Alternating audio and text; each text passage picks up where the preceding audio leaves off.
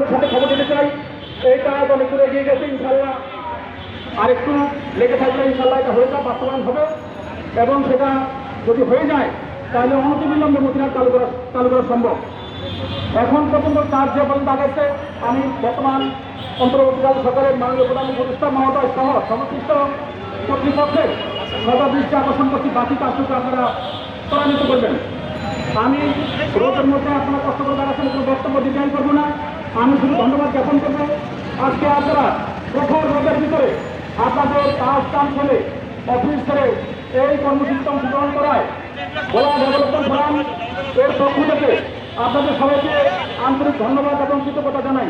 পাশাপাশি গণমাধ্যম কর্মী ভাইরা আপনারা আমাদের দাবি দেওয়ার সপক্ষে বক্তব্য, আমাদের মূল ভাবনাগুলি আপনাদের জাতীয় পত্রিকায় বা আপনাদের মিডিয়ায় প্রচার করে আমাদেরকে সহযোগিতা করেন।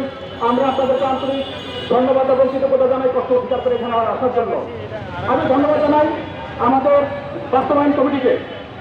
এই মানববন্ধন কর্মসূচি চমৎকার সুন্দর ও সুশৃঙ্খলভাবে উদযাপন করায় আমি ভোলা ডেভেলপমেন্ট ফোরামের পক্ষ থেকে এই বাস্তবায়ন কমিটিকে এবং তাদের সঙ্গে যারা সরাসরি প্রত্যক্ষভাবে কাজ করছেন সবাইকে আন্তরিক ধন্যবাদ জানাই।